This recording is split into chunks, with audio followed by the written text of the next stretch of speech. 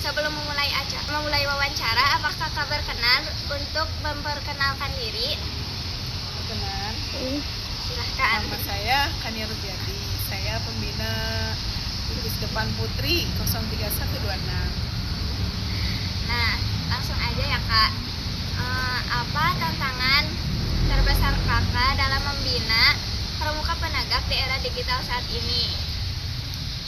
Tantangannya mungkin karena sekarang udah banyak pengaruh media sosial ya.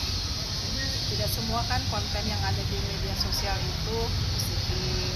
Jadi yang tantangan terbesarnya tentu saja bagaimana bisa menjadikan anak-anak pramuka itu tetap baik kepribadiannya, tidak terpengaruh oleh hal-hal yang sifatnya negatif ya, yang berasal dari konten-konten yang negatif. Siapa yang memiliki peran penting dalam keberhasilan kegiatan pramuka penegak? Kalau menurut kakak sih semuanya ya berpengaruh ya, mulai dari kamabigusnya yang mendukung kegiatan, terus pembinanya juga yang mengarahkan, sampai dewan ambalannya yang biasanya punya perencanaannya ya sebagai panitianya, tapi itu juga harus didukung sama semua adik-adiknya begitu. Jadi suatu program itu akan berjalan lancar ketika semuanya bisa berkolaborasi.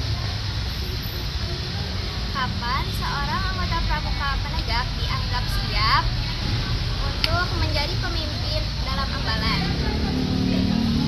Ketika mempunyai kepribadian yang baik pasti, dan dia bisa menjadi contoh ya, karena kan namanya seorang pemimpin itu kan akan dilihat ya, akan ditiru oleh yang lain. Nah, kalau misalnya dia sendiri belum bisa memanage dirinya, bagaimana dia akan memimpin ya kan? Jadi seorang pramuka penegak itu bisa menjadi pemimpin kalau dia sudah bisa memimpin dirinya sendiri, baru dia bisa memimpin orang lain. Nah, untuk selanjutnya, di mana peran paling penting anggota pramuka penegak yang dilihat di masyarakat? Misalnya kegiatannya gitu ya. Ya. Kita sih sering ya melakukan kegiatan bakti sosial. Waktu itu kita pernah membagikan sembako. Terus kita juga pernah melakukan kegiatan aksi bersih-bersih ya sama Pak Wali Kota gitu ya. Kita kerjasama dengan Warcap biasanya. Nah, disitulah peran pramuka ya. Kakak, iya, itu tugas mulia juga ya ketika kita bisa berbaur dengan masyarakat. Mengapa prinsip Trisatya dan Dasa Dharma itu sangat penting bagi anggota pramuka penegak? Nah, penting karena kan di dalamnya ada nilai-nilai ketuhanan.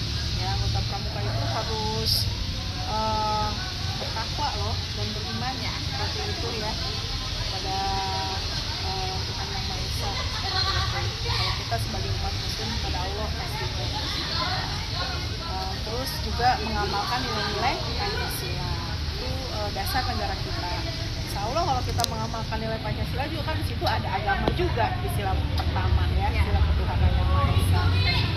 Dan semua ajaran dari Trisatya dan Dasa Dharma itu kalau kita lihat kan mulia ya, semuanya gitu, iman, menolong, hemat, bersahaja, di dalam perkataan, perbuatan yang luar biasa. Ya, kalau kita mengamalkan nilai-nilai Trisatya dan Dasa Dharma dalam kehidupan sehari-hari, ya Masya Allah itu akan menjadi pribadi yang baik buat kita. Bagaimana tanggapan kakak terhadap pramuka penegak yang sekarang itu perubahan zamannya yang makin meluas gitu? Menurut kakak itu tanggapannya gimana? Ya pasti tantangannya lebih besar ya ketika kita dihadapkan dengan perubahan-perubahan yang sekarang itu yang semakin cepat seperti itu, dimana sekarang teknologi juga kan sudah semakin cepat. Nah, tapi anak-anak pramuka juga tetap jangan ketinggalan, jangan gaptek, tapi tetap harus punya kepribadian yang baik gitu ya, punya pribadi yang sesuai dengan itu tadi Trisatya dan Dasa Dharma pramuka ya. Jadi tidak terpengaruh oleh hal-hal yang negatif di media sosial ya, seperti itu. Jadi anak pramuka itu ya harus punya kegiatan yang positif ya, yang sesuai dengan nilai-nilai dasar. Wawancaranya sudah selesai. Terima kasih kepada kakak yang telah menjadi narasumber dan menjawab pertanyaannya. Semoga pertanyaannya bermanfaat bagi kita semua. Terima kasih ya kak. Assalamualaikum warahmatullahi wabarakatuh. Waalaikumsalam.